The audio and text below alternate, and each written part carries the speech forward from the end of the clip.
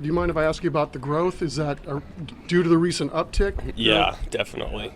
I got a beard going, is what everyone's saying, a little neck beard, but I mean, it doesn't fill in on the sides, so we'll see how long it lasts. But yeah, on the road, kept saying I was on a heater, so I'm just going to let it ride, so we'll see what happens. Well, we were laughing because he shared with us that he is growing some semblance of a beard. How would you rate his beard at this point? I'll be honest, I didn't even see it, so I guess that would be an NA, not applicable for what I can attest to that. But if that's a bad thing he's got, if his beard's the worst thing about him, then he's going to have a pretty good career. Are you superstitious at all? Oh, definitely. Well, I mean, I got the beard rocking right now. Have there been any wow moments? I mean, when you're playing against guys that I watched on the TV in college that you kind of idolize, you're like, wow, I'm playing against this guy, or he's standing on third base right now. Those are some wow moments.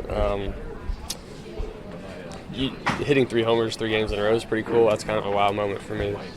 So there's been some, and it's always kind of cool, but then it's always like you got to recollect, refocus, and next pitch, let's go.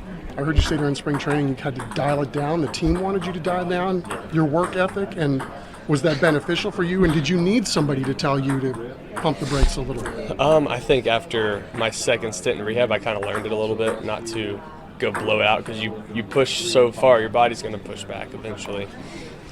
So this offseason, it was more of let my shoulder recover, and then slowly build back up and still be building through spring training, not try to be peaking when I go into spring training, if that Have makes you sense. Exceeded your expectations with all this? I mean, this is a lot right off the bat. It is a lot, but my expectations are pretty high.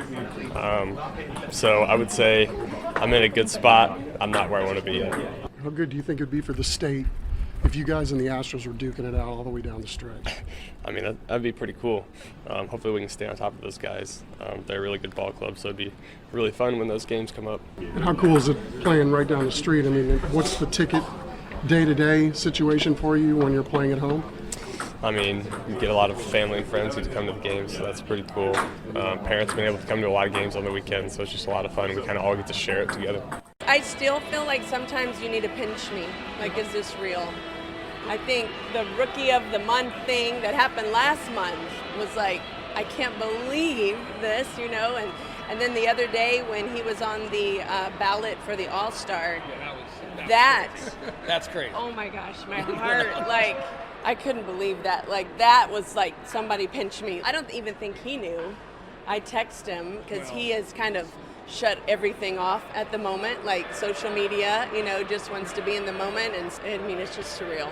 You got to have the health, you got to have luck, you got to be in the right place at the right time. All those things have to align. They set out to do what they wanted to do, and it's Texas high school football. Friday night lights their whole life, and then they don't play their senior years because they're wanting to prepare to get ready for Texas Tech. Those are the sacrifices that they had to give up and they had to do in order to get there. And those are some of the small ones. I mean, you have to have a lot of self-denial in order to put everything on the side so that you can get to where you want to be. And they've done a very good job of doing that. With the Friday night football thing, you were still coaching, I think, when Josh was a senior, and we went to the first game, and he had just hung it up. And I mean, he sat there being the starting quarterback to sitting in the stands, rooting on his team with tears just running. I mean, it was hard, but I mean, he had a goal and he had a dream. When I was coaching at Roosevelt High School back when he was 3 and 4 years old, I set the garage up as a hitting station. Had a big jugs net tee in there, and he had 100 baseballs, 50 in 2 buckets. And he went in there every day after school with not me, not her, and hit 100 baseballs by himself every day. When he went to, I guess, the first spring training, and they did cut back his workouts, he could not understand why he was only getting 30 swings? He's always felt like what? that's my 30 advantage. swings? That's my advantage. I'm going to outwork everybody. There's nobody going to ever outwork me. Right. If I fail, I fail, but it's not because I didn't work hard.